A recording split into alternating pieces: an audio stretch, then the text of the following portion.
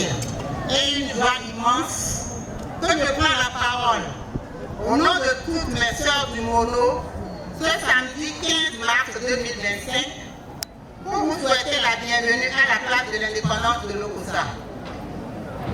Rendons grâce au Seigneur qui a permis à toutes les femmes du Mono, soutenues par l'amour divin, de se retrouver encore une fois pour célébrer cette journée. Cet amour, Seigneur, nous te prions de le consolider entre filles et fils du Mono en particulier et du Bénin tout entier, afin que règne dans notre pays la paix, la santé, la prospérité et la protection divine. Depuis plus d'une décennie, sous l'égide de l'organisation sociale appuyée par le PNUD, 6 associations communales des femmes ont vu le jour dans le département du Mono. Dès lors, chaque association communale de femmes célébrait le 8 mars dans sa commune avec les difficultés liées à toute organisation.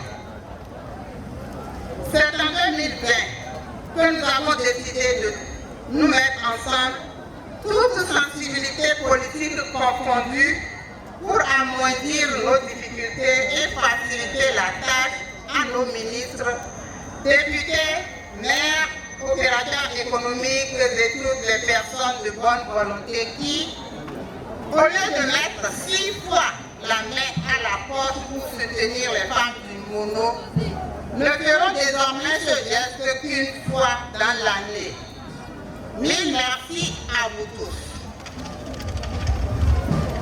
Nous saisissons cette occasion pour exhorter toutes nos sœurs qui traînent encore les pas à rejoindre la Fédération des associations communales des femmes du Mono FEACOP, quelle que soit leur sensibilité politique.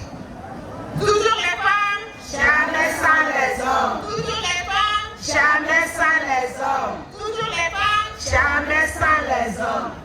Nous demandons humblement à tous les hommes et à toutes les femmes ici présentes, pour ceux qui nous écoutent, de nous aider à réaliser ce vœu en sensibilisant nos femmes pour que nous célébrons ensemble la journée internationale de la femme vivre dans le Mono une seule fois.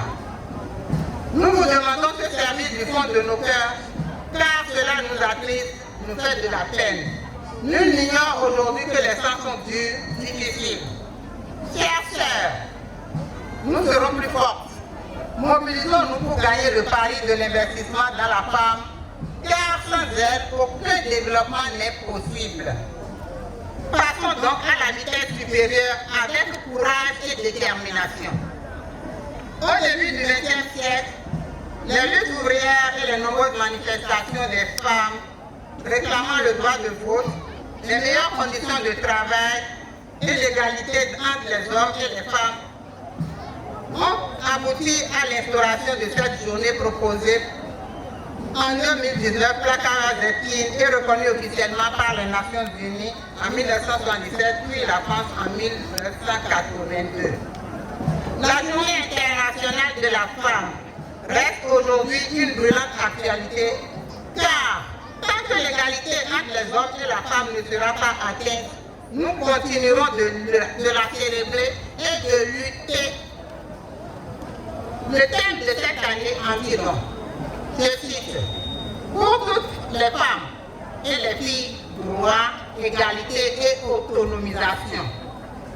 Cette journée ne doit pas être seulement une journée festive, mais plutôt une journée de réflexion profonde sur nos conditions de vie, notre statut social, notre combat quotidien.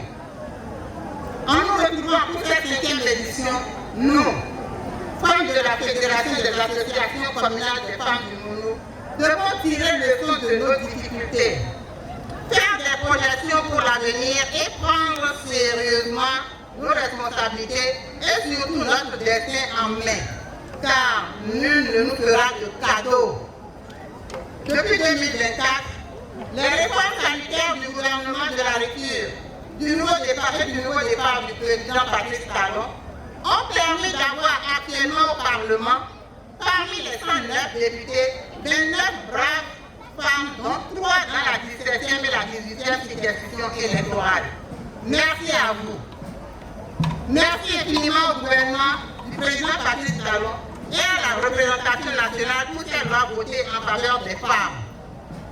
Les 29 femmes parlementaires doivent œuvrer inlassablement pour que celles qui sont dans les champs, les marchés, les écoles, les hôpitaux, dans tous les secteurs ressentent leur rôle, leur présence au Parlement, pour par l'avenir, un nombre considérable de femmes puisse être dans les instances de prise de décision.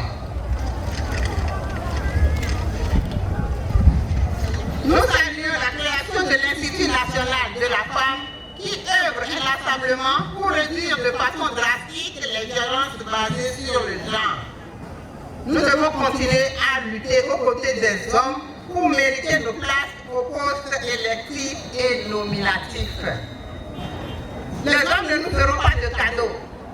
Nous sommes le socle du développement, la machine nucléaire de la nation. Sans la femme, aucun développement n'est possible.